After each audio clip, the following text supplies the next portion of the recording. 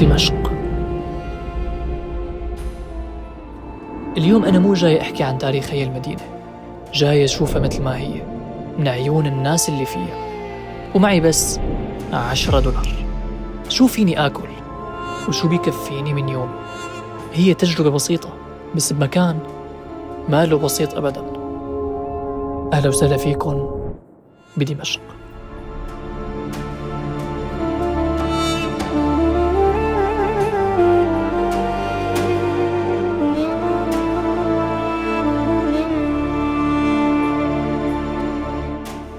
كلياتنا بنعرف انه في اختلاف بالقيمة الشرائية بين بلد وتاني، حتى محافظة وتاني. هلا انا امبارح كنت بإدلب وشفنا قديش ممكن تعمل $10 بإدلب. طيب بالشام شو ممكن تعمل $10؟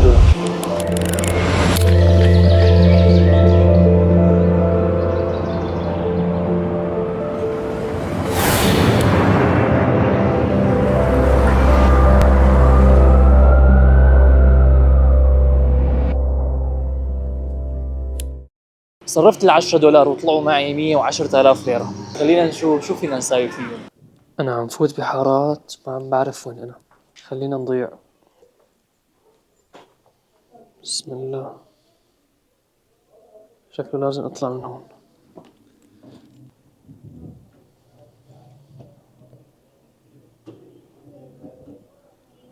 هلا مشان تكون شوي المقارنة عادلة، أنا ما راح آكل بأفخم مطعم بدمشق لأنه حيكون جدا جدا غالي. بإدلب أفخم مطعم هو مطعم جيد لكن لا يقارن بأفخم مطعم هون بدمشق. راح آكل بالأماكن اللي جيدة ومتوسطة تعتبر نوعا ما، واللي أغلب الناس تاكل عندها. تتذكروا بأول فيديو لما صورت لكم كان سوق الحادية هذا مليان وزحمة بشكل مو طبيعي.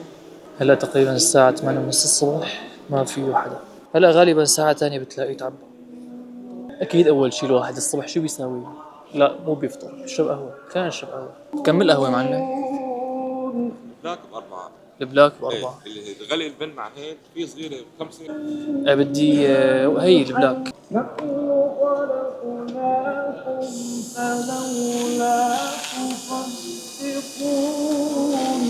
الله يسلم ايديك يا رب. هواك اخذت هي القهوة سعرها 4000 ليرة، $0.4. حلو والله. الأمانة هي اللي مع البسكليت عم يعملها أطيب من كثير قهاوي شربتهم بتركيا، غاليين وفخمين على أساس. الشغلة اللي كثير حلوة بأهل الشام إنه الصبح بتلاقي المحلات عم تحط قرآن على مكبرات الصوت بالصوت العالي. بس الشيء اللي ما حلو إنه بعد ما يحطوا قرآن بيحطوا فيروز. بعد ما شربنا قهوة خلينا نفطر. بس وين راح نفطر؟ هون مطعم الجناين، نصحونا فيه كثير عالم، فخلونا نشوف شو حيكلف وكيف الأكل عليه. والله حاسس حالي بالبيت على هالصحن مع بصلة مخلل الله ورغيف خبز. حلالي المحل. قديش أسعارهم هدول؟ طلبنا صحن فتة بسمنة، صحن مسبحة، وصحن فتة مو فتة شو اسمها؟ فول. صحن فول بلبن، وهذا المخلل بيعطوه ضيافة. طلعت الفاتورة 41,000، يعني تقريبا شي $4. والله ما بدي، الله يسلم ايدي. خلينا ندوق. والله طيب. أنا طيب.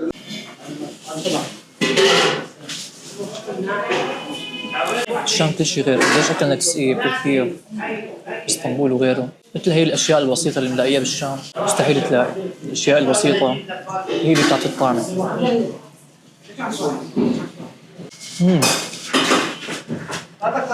وعند كل طاولة كان بتلاقي فيه بريق مي دخيل أهل الشام. ولهالدرجة.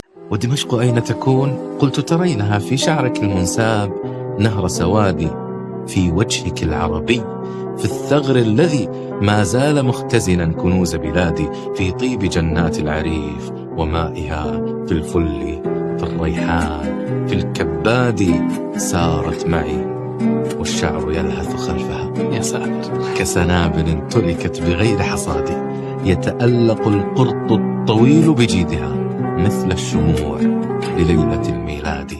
طيب هلأ صار تقريبا الساعة 5:03. كثير رجعت بصراحة. في مطعم عم يحكوا عنه كثير اسمه أبو العبد تبع شاورما. أول ما جيت كان كثير نفسي إني أجربه لكن هلا حتى صح لي اني اروح عليه. المطعم صاير بشارع 29 ايار، هذا اللي هنيك اللي هون هو المصرف المركزي. المحل صاير هون هي الدخلة تبع هاي المدري شو، هون صاير المطعم.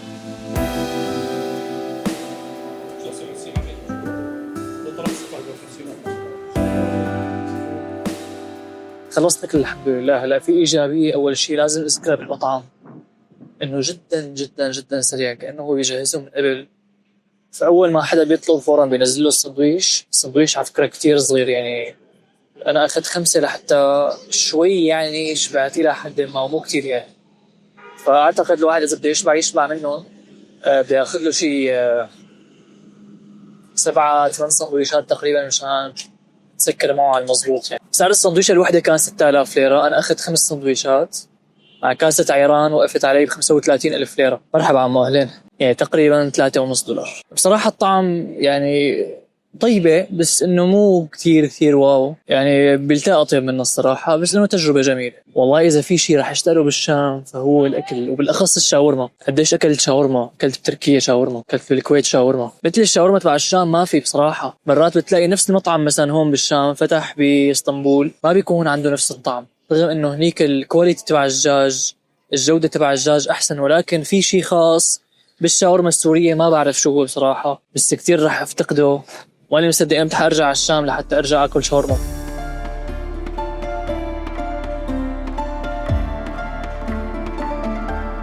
هون كان في تمثال لحافظ الأسد، سبحان الله، يعز من يشاء ويذل من يشاء.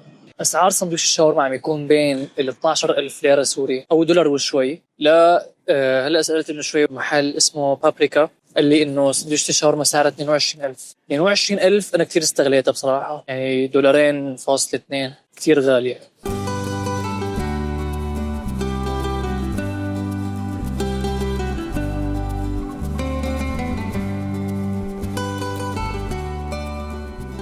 أكيد بعد الأكل لازم يكون في عصير، فأجيت اليوم على عصير هون لقيته. أول شيء كان يروح لعند أبو عبده، ولكن الله يجزيه الخير في واحد نصحني بهذا محل العصير، فأخذت عنده عصير. هي طعمه رهيب. أخذت موز وفريز وحليب وشوكولا، هيك دمج ليهم مع بعض، يعني كلف 25,000، يعني تقريبا شي $2.5 تقريبا فيك تقول. والله شكله الأحسن كان إني أخذ قهوة، لأنه هي رح تجمدني. الجو كتير بارد هلأ بالشام، كتير باردة وحلقي وجعني، لا تعمل مثلي واشتري قهوة وقت البرد. موضوع تقطيع الشوارع هون بالشام عبارة عن انتحار. إذا بدك هيك تقعد تستنى بيجوز تضل شي نص ساعة لحتى تحسن تقطع. السيارات أبدا للأسف هون ما في أخلاق السائق، يعني إنه يوقف لك مشان تقطع. والله هي باردة بس كتير طيبة، جد كتير طيبة يعني. والله الله يعين الشعب، شلون متأقلمين مع هيك وضع، مع هيك أسعار ما بعرف. أنا صرت صارف من تقريبا شهر وقت جيت لهلا بحدود $500، مع العلم انه هو الرواتب نادرا جدا لحتى تلاقي فوق $100. هلا اكيد انا مثلا من شوي لما عم باكل ب 35,000 ليره وهيك، الناس بتلاقيها بتحسن توفر، يعني بتحسن تاكل اشياء ارخص وهيك. في ناس نسيت شو يعني لحمه، فالله يعين الناس.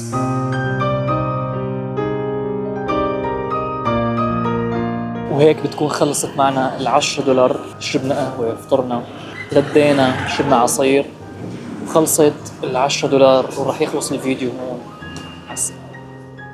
حرفيا ما في أي حدا ساكن بهي المدينة، 0 سكان، 0 أبنية واقفة، المدينة كاملة على الأرض.